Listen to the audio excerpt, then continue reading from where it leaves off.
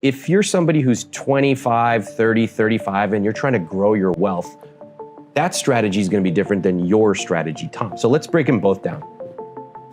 For the person who's in the wealth accumulation phase, right? They have a job, they want to make some more money, great. The best strategy for them is low-cost, long-term investing. Take some percentage. I'd recommend at least 10, preferably 20% of your gross income if you can. Of gross? Well, pre-tax? I like to be aggressive.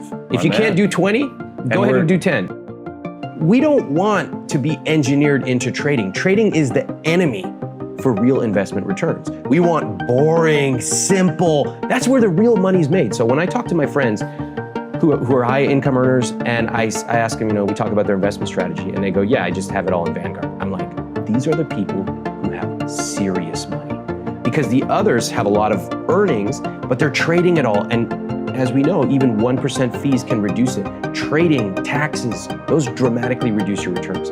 So back to our 35-year-old friend. They want to accumulate some money. They say, okay, I'm going to automatically contribute 10, 15, 20%, whatever they can do aggressively. And at first it seems really boring. Oh, I'm putting like $100 a month or $1,000 a month. That's not that much. But what they forget is that not only do you keep adding that, but over time the market tends to go up. And we know what happens. So your money isn't just doubling every 10 years. It's actually much faster than that because you're contributing. And suddenly they wake up and they go, oh my God, that's a lot of money. And in 3 years, I'm gonna have more money from that than I get from my job. Wow, now you have some serious opportunity. You can choose whether to work there, start a business, go part-time. Are there different Vanguard account types? Yeah. So the thing that I really like for simple investments is called a target date fund. If you're 35, you know that you can just assume you're gonna retire at 65. You might retire earlier or later, but just assume. And so you would pick a Vanguard fund, like a 2050 fund. What is that? Imagine you have a pie chart. In that pie chart, you have basically two different kinds of investments: equities or stocks, and fixed income or bonds. Equities are more aggressive. They tend to outperform bonds.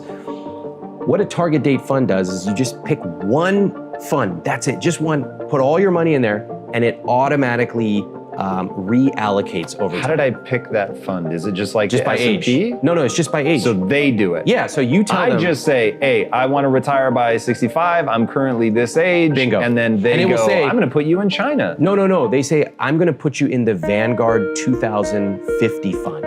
So it's 2050 means you're going to retire in 2050. But how are they thinking about that? Is this like the world's most diversified portfolio? Yes. Is that sort of their basic? It's automatically diversified.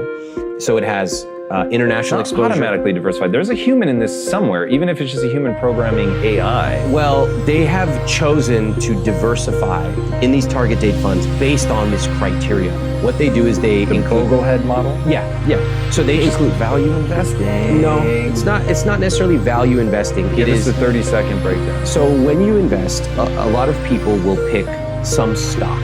That's like me going over to your house for dinner and you go... Meaning some specific stock. Yeah, they'll pick like this Tesla. stock. Yeah, they'll pick Tesla. That's like me going over to your house and you go, tonight we're eating salt. What? That's not a meal. A meal includes your proteins and all kinds of other things. In your investment portfolio, if you just have Tesla, you might feel really good. You might say, hey, Ramit, nice investment strategy, but my investment's up 400%. Cool, I'm glad. But over time, that cannot sustain itself. And so when that goes down, you want to have other investments that are going up and diversified. And again, yes, you may lose out on a little bit of gains. Like if you had picked Apple or Amazon, that would have been nice. But you have to remember, most people don't pick Apple. They don't pick Amazon. And so the people who pick it are usually too late. Meaning they just pick something dumb. Yeah. They were hyped on it for some reason. That's why they're called mom and pop investors. That's an insult. Ma and pa are the dumb money. The dumb money are random retail investors who are sitting in their basement using E-Trade or Robinhood. The sophisticated people are on Wall Street, and even they can't pick the winners more than 20% of the time. So A target date fund automatically diversifies internationally. Really fast. So follow the incentives. This is very good advice for people. If I'm the guy on Wall Street, like I'll let this person remain nameless, but there's somebody in my life that I know and love, care about, think they're amazing, and they like to day trade. It gives them a sense of purpose. They do a lot of research and all this. And I remember one day I just thought, are you up or down all time? They're like, down. And I was like, what are you doing? Like and they had been in it for 15 years. Yeah. So it wasn't even like a brief period of time. And I just thought, that's so interesting. It's like adult baseball cards. Yeah. You know what gives me a sense of purpose? Having a huge investment portfolio. What does that mean? I want a portfolio that takes basically no time. Huge from a dollar perspective? Yeah, huge. So I put it in something really simple. Target date fund or a series of index funds. What percentage of your net worth is in a target date fund?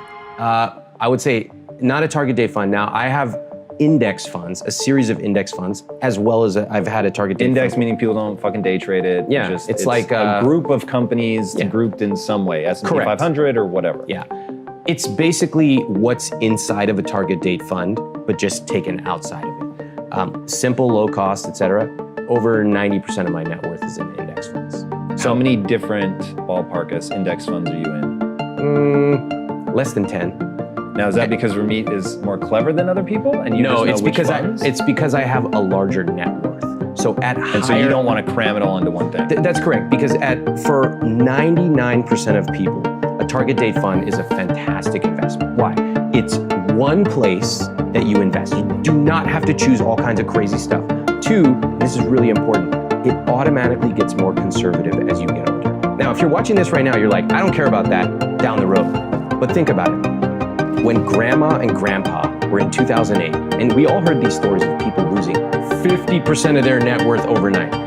Those older folks should have never been invested that aggressively.